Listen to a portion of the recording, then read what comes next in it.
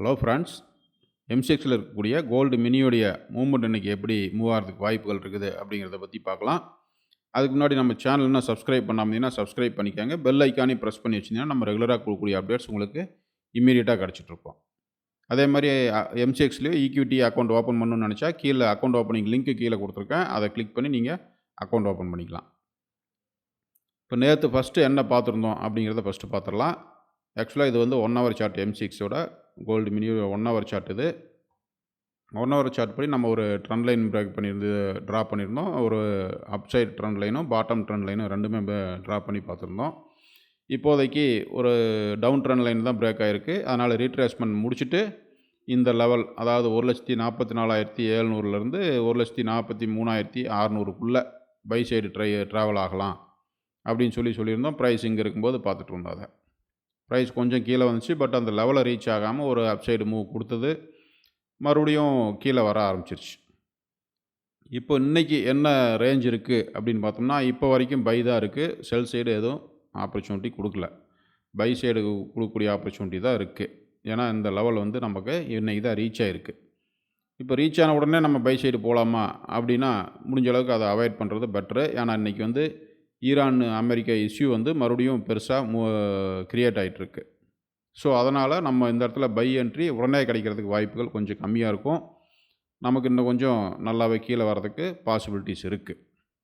So நம்ம இன்றைக்கி என்ன பண்ணணும் அப்படின்னு நினச்சோம்னா, ப்ரைஸ் கொஞ்சம் கீழே வரட்டும். இங்கேருந்து கொஞ்சம் ப்ரைஸ் வந்து கீழே வரட்டும். வந்த பிறகு இந்த ஏரியாவுக்குள்ளே நமக்கு ஏதாவது ஒரு பையிங் ஆப்பர்ச்சுனிட்டி கிடைக்கிற வரைக்கும் வெயிட் பண்ணணும். அதுக்கப்புறம் கிடைக்கக்கூடிய பையை வந்து எடுத்துக்கலாம். நம்ம இப்போதைக்கு வந்து கொஞ்சம் வெயிட் பண்ணலாம். ஏன்னா ஈரான் இஷ்யூ வந்து கொஞ்சம் பெருசாகிட்டுருக்கு.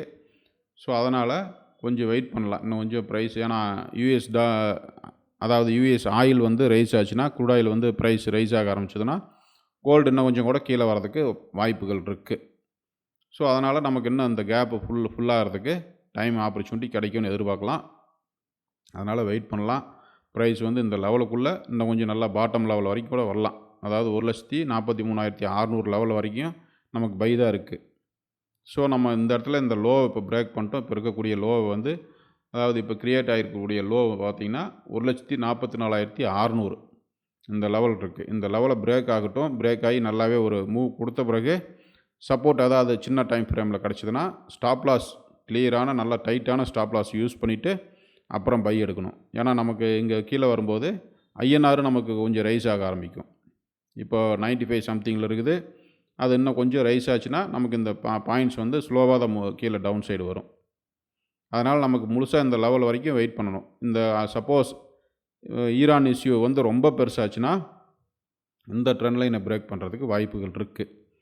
இப்போது என்ன பண்ணணும் அப்படின்னா, இந்த ட்ரெண்ட் லைன் பிரேக் ஆகிற வரைக்குமே, அதாவது 1,43,600 வரைக்குமே பை என்ட்ரி எடுக்கிறதுக்கு தான் ட்ரை பண்ணணும் ஒழியா, செல் சைடு முடிஞ்ச அளவுக்கு அவாய்ட் பண்ணிக்கலாம். வெயிட் பண்ணலாம். வெயிட் பண்ணி பார்த்துட்டு இங்கே எந்த இடத்துல நமக்கு ஒரு சின்ன பேட்டர்னில் கிடைச்சாலும் ஸ்டாப் லாஸ் ரொம்ப டைட்டாக யூஸ் பண்ணிவிட்டு பையை எடுத்துக்கலாம். செல்லுங்கிற பொறுத்த வரைக்கும் இந்த 1,43,600 லெவலை பிரேக் பண்ணும்போது தான் நமக்கு அந்த ட்ரெண்ட் லைனையும் பிரேக் ஆக ஆரம்பிக்கும். அப்புறமேல ஒரு ரீட்ரேஸ்மெண்ட்டு இந்த லெவலை பிரேக் பண்ண பிறகு ஒரு பிரேக் நடந்துட்டு, அதாவது இந்த மாதிரி இந்த லெவலை பிரேக் பண்ணி ஒரு பிரேக் நடந்து ரீட்ரேஸ்மெண்ட் முடித்து இங்கே ஏதாவது நமக்கு பேட்டர்ன் கிடச்சிதுன்னா செல் சைடு போகிறதுக்கு ட்ரை பண்ணலாம். அது வரைக்கும் நம்ம செல்லை முடிஞ்ச அளவுக்கு அவாய்ட் பண்ணிக்கலாம். பை சைடு எந்த ஆப்பர்ச்சுனிட்டி கிடைச்சாலும் தாராளமாக பை என்ட்ரி எடுத்துக்கலாம். நம்ம இந்த மூவ்மெண்ட், ஏதாவது இங்கே மூவ்மெண்ட் நல்லா கொடுத்துச்சுன்னா அந்த இடத்துல ஒரு வீடியோ கொடுக்கறதுக்கு ட்ரை பண்ணுறோம். ஸோ அது வரைக்கும் நம்ம இங்கே வந்து பை ஆப்பர்ச்சுனிட்டி மட்டும் யூஸ் பண்ணிக்கலாம். தேங்க்யூ.